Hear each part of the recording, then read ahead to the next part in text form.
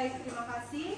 Saat ini kita akan mendengarkan materi yang akan disampaikan oleh Ibu Pusawati. Waktu dan tempat silakan.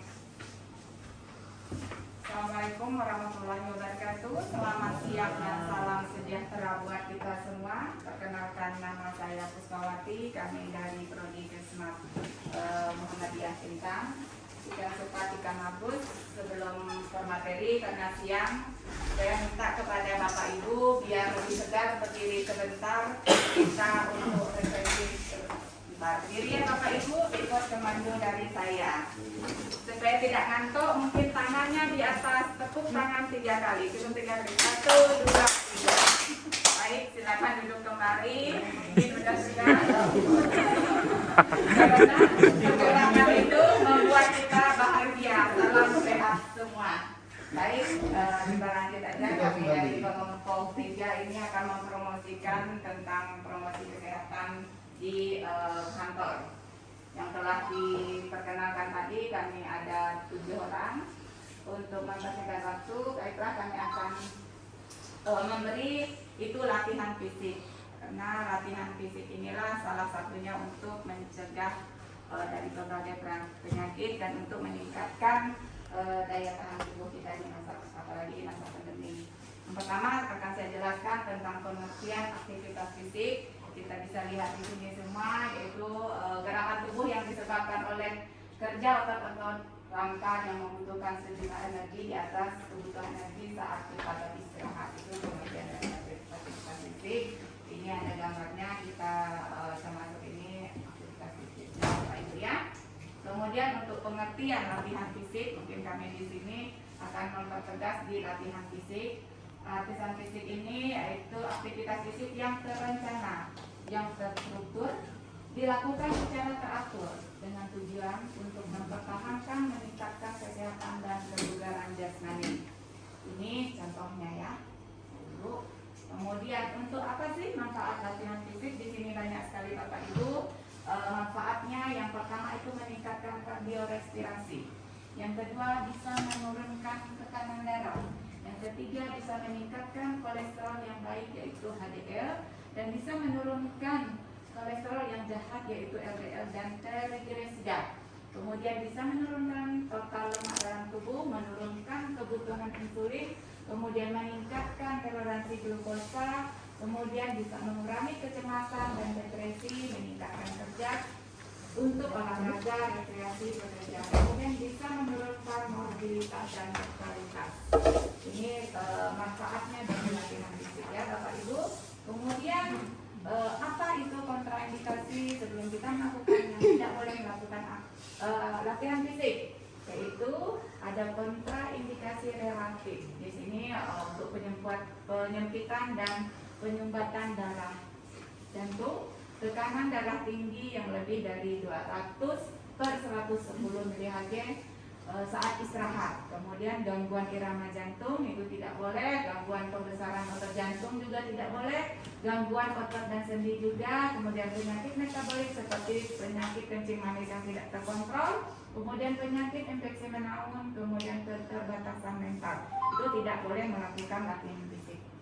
Yang kedua ada kontraindikasi absolut dengan perubahan gambaran EKG, istirahat dengan kemungkinan penyakit jantung, kemudian gangguan irama jantung yang tidak terkontrol, stenosis atau aorta berat, kemudian gagal jantung yang tidak terkontrol, gangguan fungsi paru, gangguan otot jantung, penyakit infeksi di saat demam, pembengkakan kelenjar getah kening. Itu tidak boleh melakukan latihan fisik.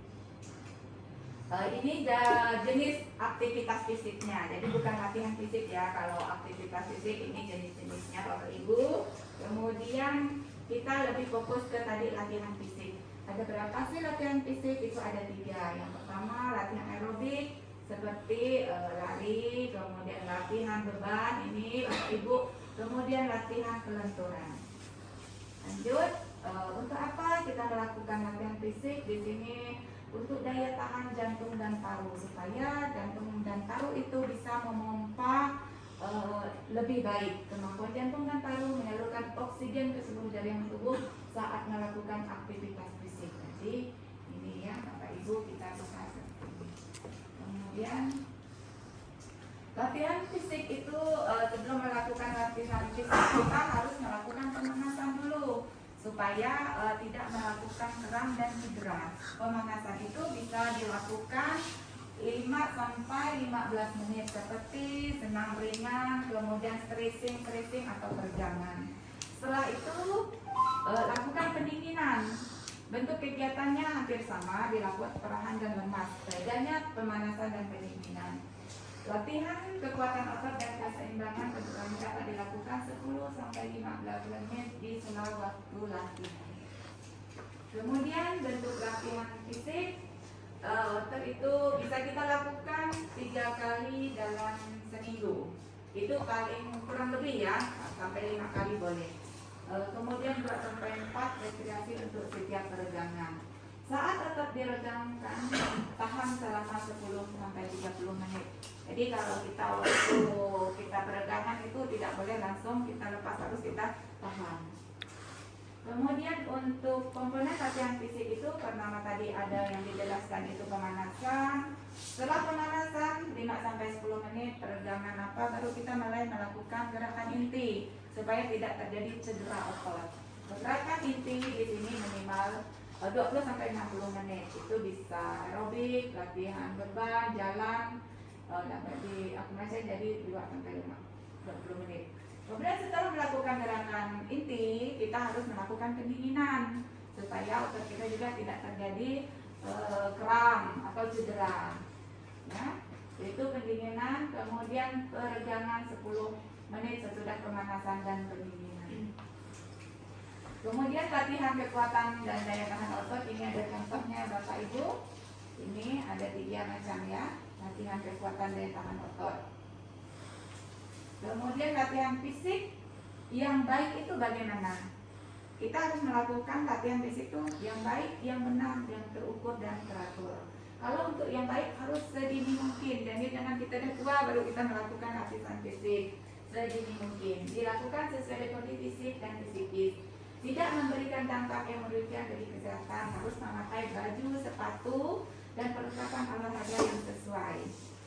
Kemudian latihan fisik yang benar itu bagaimana? Harus dilakukan secara bertahap, dimulai dengan pemanasan, peregangan, dilanjutkan dengan latihan inti, diakhiri dengan pendinginan dan peregangan. Ibu, kemudian yang teratur itu, yang terukur bagaimana? Kita harus melakukan pengukuran, terutama kita harus mengukurkan denyut nadi kita, yaitu 220 kita kurangi umur kita. Yang paling mudah kita tes bicara, ya, tes bicara. Kemudian untuk tes bicara saya ambil aja. Ini yang fisik yang teratur itu macam mana? Yang teratur harus dilakukan paling tidak 3 sampai 5 kali seminggu. Sehari istirahat terdiri dari 3 kali latihan aerobik, 2 kali latihan beban. Dilakukan secara teratur dan rutin di dalam atau di luar gedung. Jadi kalau kita di dalam gedung saat kita kerja, kita boleh melakukan latihan fisik. Kemudian ini untuk kekuatan otot yang tadi sudah saya sampaikan, ini seperti ini boleh ya. Kemudian saya minta teman-teman semua maju ke depan untuk mempraktekkan ke Bapak Ibu bagaimana kita melakukan pelenturan. Mungkin Bapak Eki kita bisa mempraktekkan Bapak Ibu sekalian pelenturan. Pertama mungkin Pak Ang ya, kita pelenturan cukup Bapak Ibu ya, kepala kita lemaskan. Kemudian untuk jadi kita di kantor kita bisa melakukan, mungkin kepala kita bisa sampai hitung sampai 1, 2, 3 untuk kepala. Kemudian untuk tangan cukup diri ya, Bapak Ibu lihat teman-teman. Yang paling penting juga untuk seperti ini, untuk kelenturan teman-teman. Kemudian yang paling susah kita melakukan tangan kita bisa nyampe ini atau enggak. Coba saya lihat Bapak Ibu, siapa yang bisa nyampai seperti ini kali? Nih, ada enggak yang nyampai? Coba saya lihat. Saya nyampai enggak? Kalau enggak nyampai nanti badannya enggak bentur ya. Apa ya lentur? Aku nyampe oke. Jadi perlu latihan. Kalau selalu dilatih, Bapak Ibu. Wah, nggak nyampe. Ini kalau kelenturan, kalau sering dilatih dia lentur. Tapi kalau tidak dilatih dia akan kaku. Seperti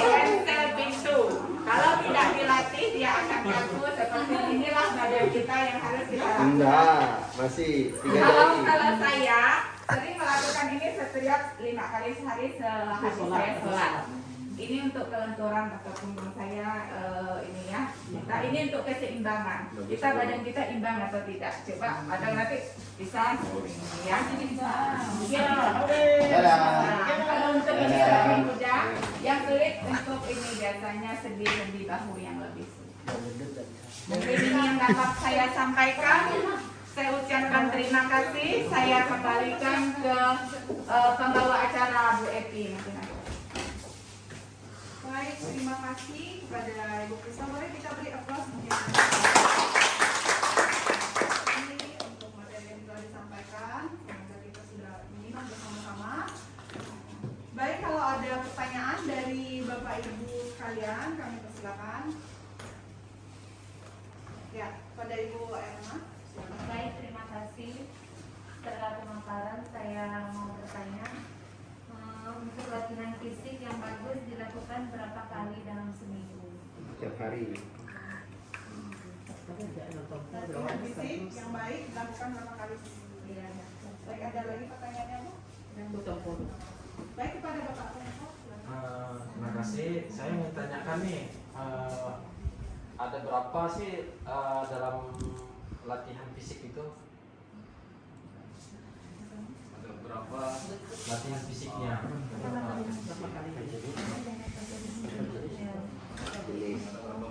Berapa gerakan? Ulang. Terima kasih. Untuk dua pertanyaan yang sudah disampaikan, mereka akan kami coba jawab. Silakan menjawab kami.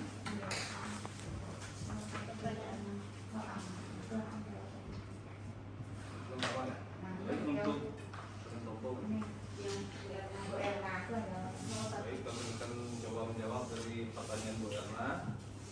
Pertanyaannya, untuk latihan fisik yang baik berapa kali dilakukan dalam 1 minggu? Untuk latihan fisik dilakukan 3-5 kali dalam 1 minggu sehari.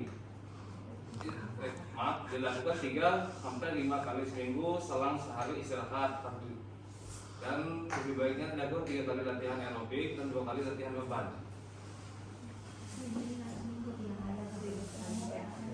Bagaimana Bu Erna? Selanjutnya pertanyaan kedua. Ada berapa bentuk latihan fisik? Baik. Baiklah Pak Toto, akan saya jawab. Latihan fisik ada 3. Yang pertama aerobik, latihan aerobik. Yang kedua latihan beban. Yang ketiga latihan lenturan.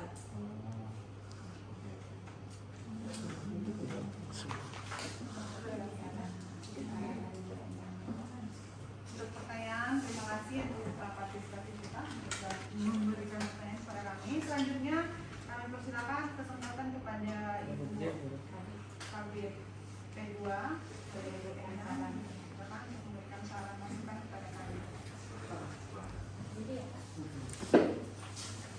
Baik, terima kasih atas waktu yang diberikan. Bismillahirrahmanirrahim. Assalamualaikum warahmatullahi wabarakatuh. Waalaikumsalam. Selamat siang, salam sejahtera buat kita semua.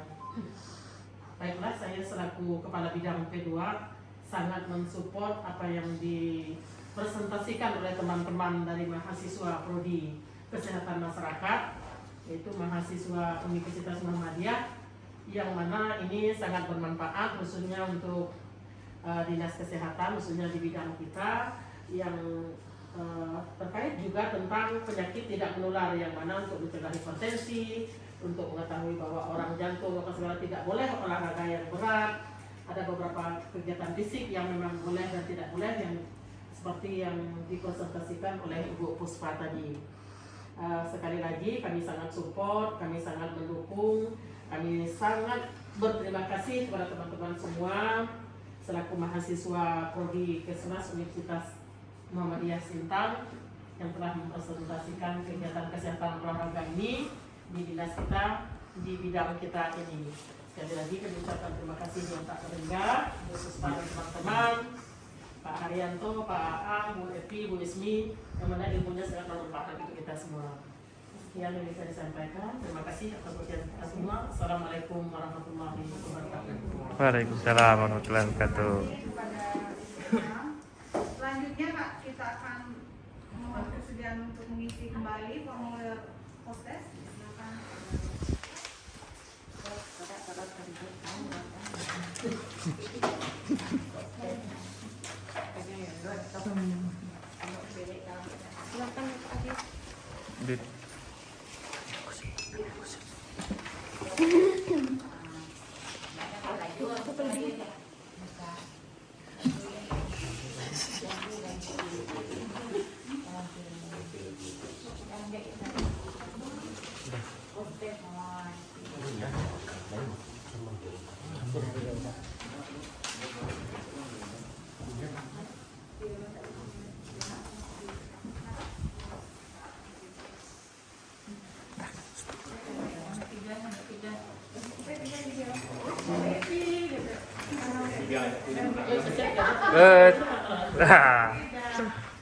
Mana baju kau?